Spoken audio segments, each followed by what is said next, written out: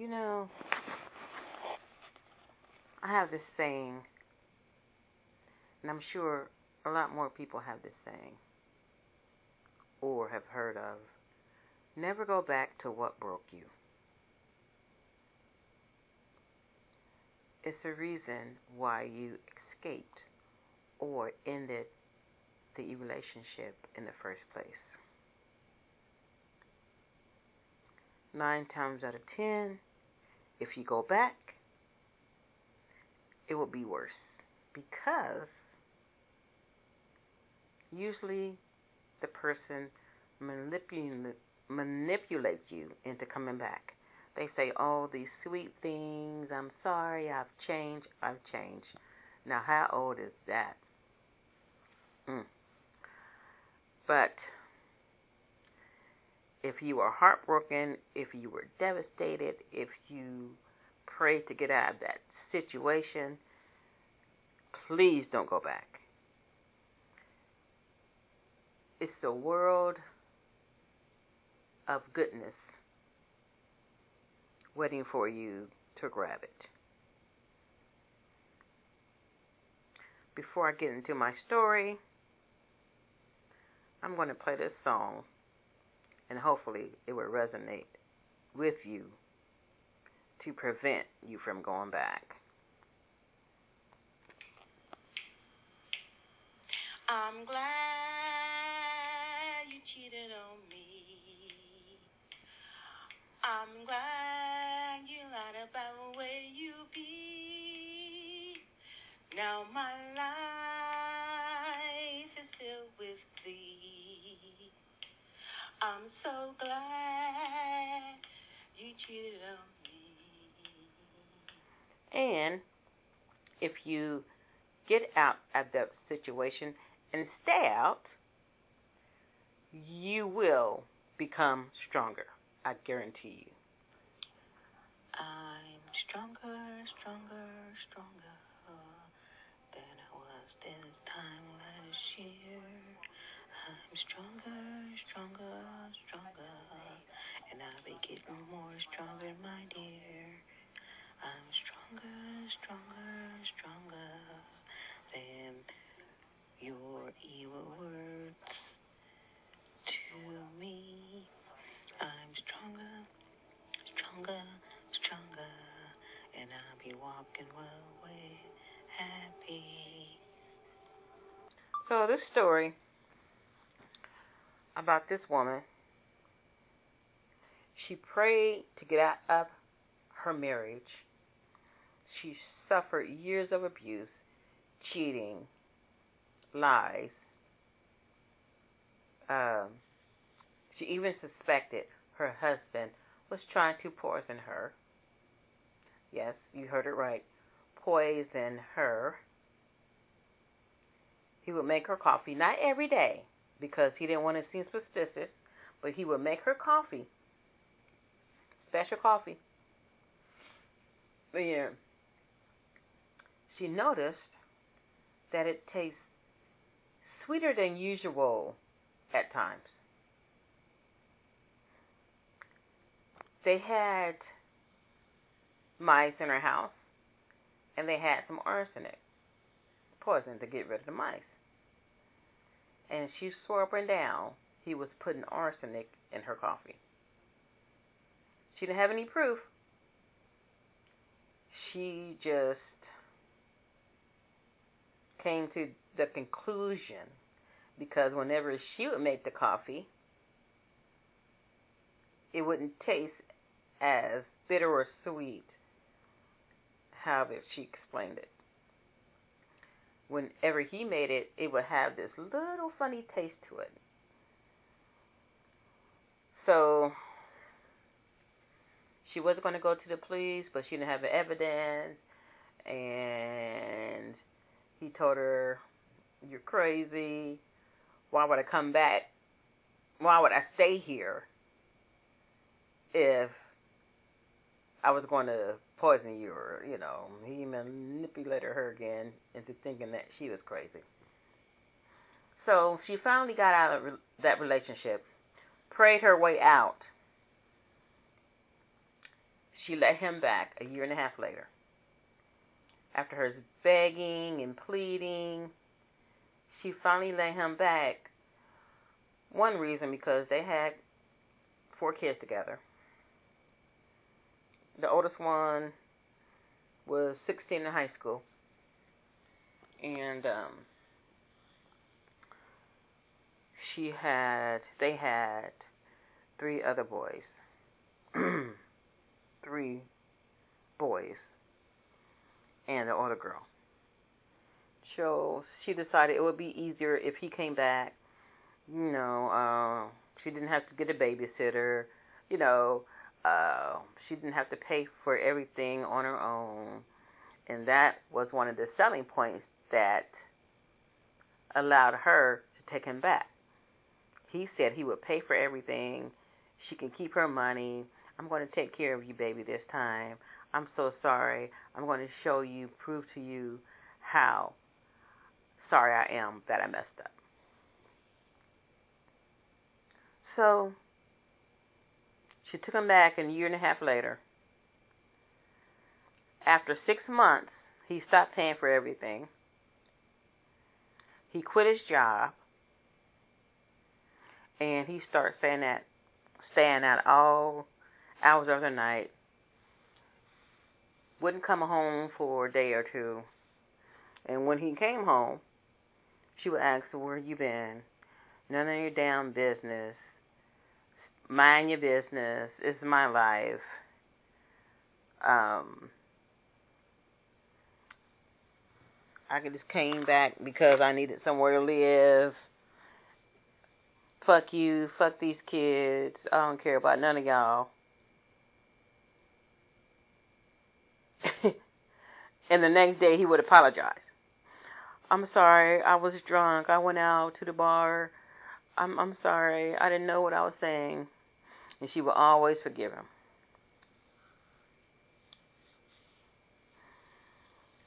Going back to when she thought he was poisoning her before she prayed her way out, he offered to make her coffee again. After he quit his job, he stopped paying all the bills. So when he came back, he didn't have this nice suggestion for her. He started making her coffee after, she was pretty much fed up with him again. But this time, it tasted exactly like hers. So maybe she thought, maybe I was just crazy. Maybe I was just assuming things, because she watched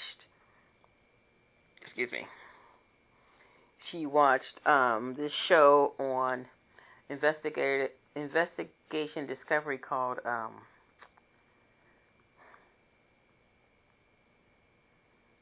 Deadly Women, or it was a show where women would kill their significant others, and they would have all these elaborate plans or plots of how to murder their husbands. So she thought maybe he's doing what these women are doing to their partners to me. So she dismissed it and thought maybe she was just making up stuff.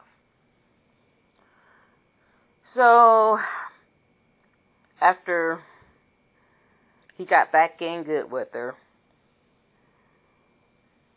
after he told her she wasn't shit, F you, F the kids, he just came back to have a place to stay. He apologized after that.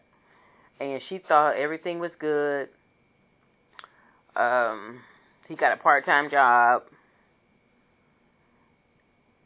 working at this hardware store. That didn't last because he either called off every Friday, just about every Friday, or he called in sick on many Saturdays. So he kept that job for 6 weeks. He got fired because of his absenteeism. But he told his wife he was still working there. He needed some money to show that he was still working. So he started tricking. He started tricking. Yes, I said tricking. Yes. He would drive to the next town over, go to this seedy part downtown, and pick up men and women.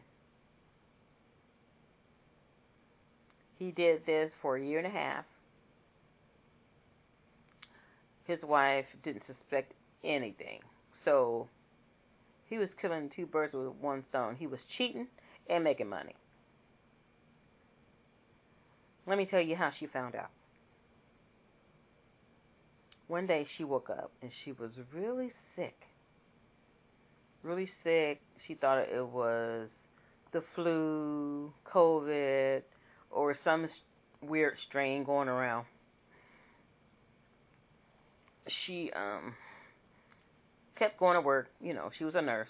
Kept going to work. And then her coworker called her out. She was like, "Why are you at work when you're feeling this sick and you don't know what it is? You can be contaminating the patients." And her coworker told the charge nurse. The charge nurse made her get checked out before she came back to work. So a couple of days later, she had her doctor's appointment. Her doctor took all kinds of tests, blood tests, STD, everything, because they couldn't figure out why she was sick. Turned out she had HIV. HIV from her husband tricking, sleeping with men and women, and it was advanced stage HIV. She had it for some years. She don't know when she contracted it, but she knows it was from him because she was faithful all these years. 21 years they were together. She was faithful all them years. So she had to have gotten it from him.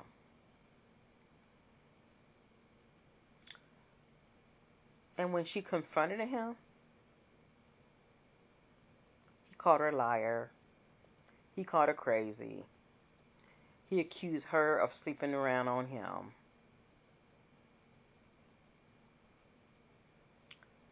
And he taught on himself. He said, "Every time I sleep around, I use protection out of anger." She was like, "What?" "So you did give it to me because you just admitted that you slept around." He's like, "It's nothing. It's just physical." She was like, "Who is she? Who is she? Who's this bitch? Who is she?" He's like, "Nobody, nobody, nobody." He's like, "I'm going to bed." He went to bed. She waited till he was fast asleep. She got in his phone. I don't know how she figured out the password, but she got in his phone. She said she was trying all different kind of combinations.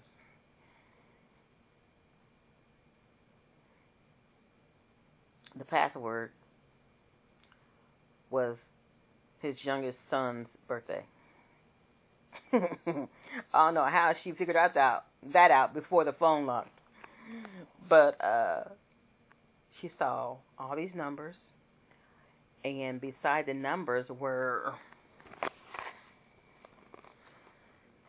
nicknames like Big Dick, Small Tits,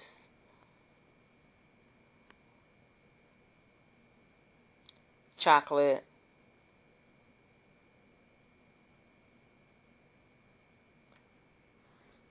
Ugly Ass, Michelle, my bro, Tim. It was all kind of names that would throw anybody off, like my bro, my sis Tanya. But the names that threw her off was those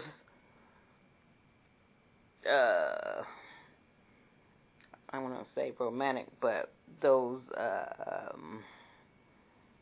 sexual names.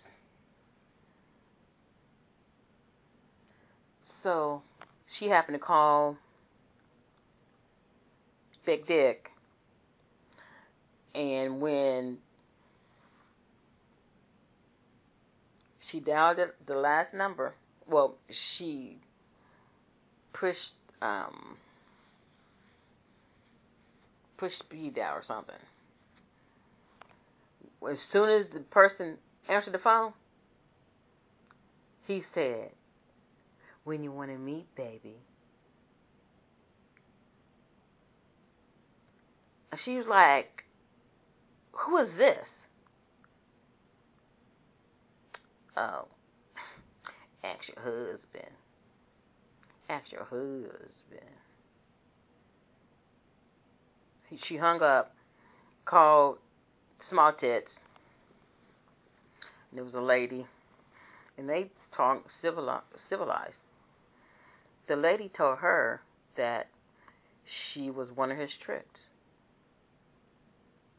I mean, she was his, he was her client or something like that. However that goes. She confronted him, woke him up out of his sleep at 3:13 a.m., was fussing at him. She's like, "That's why you said it was not emotional, it was physical, because you selling yourself to these clients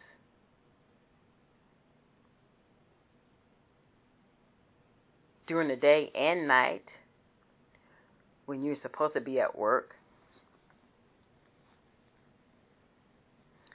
He was trapped. He didn't have nothing to say. He said, "You're right. I'm sorry. I just needed to make some money. I was fired."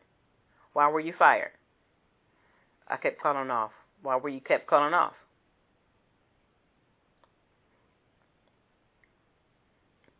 He said, "Well, you know all the worst stuff, so I might as well tell you.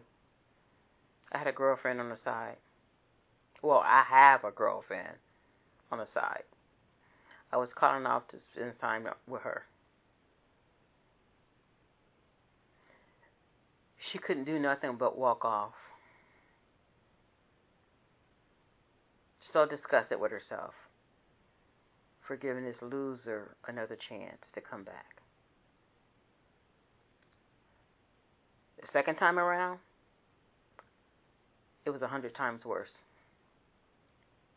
Not only was he a hooker, he gave her a disease she couldn't get rid of.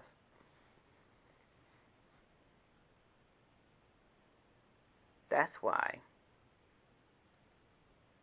the saying is, never go back to what broke you in the first place. The second and third time around, it will be 50 to 100 times worse, because they know that you will allow them to do anything to you if you forgive them in the first place for dogging you out the first time.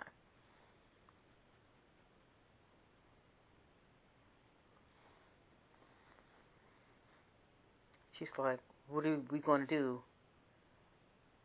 about what you gave me? He still denied it. I didn't give that to you. I didn't give that shit to you. You out here sleeping around. She's like, okay, go get tested. If you have it, you gave it to me. She's like, I know you gave it to me because I don't sleep around. But to prove to you that you gave it to me, we're going to go to the doctor for you to get tested. She said, I'm going to call tomorrow and make an appointment. He's like, okay, just to prove you wrong, okay. Don't you know, the day before they were supposed to go to the doctor, she came home from work, all his clothes, all his stuff was gone. He was nowhere to be found. He upped and left. He left her and their 4 kids. He left her to drown in the STD he gave her for life.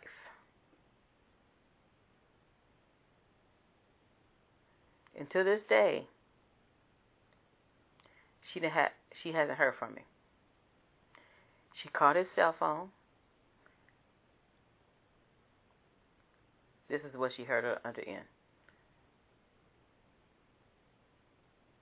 The person you are trying to reach, da-da-da-da-da.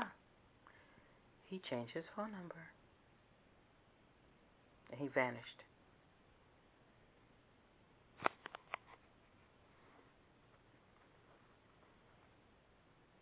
That's why you never go back to what broke you.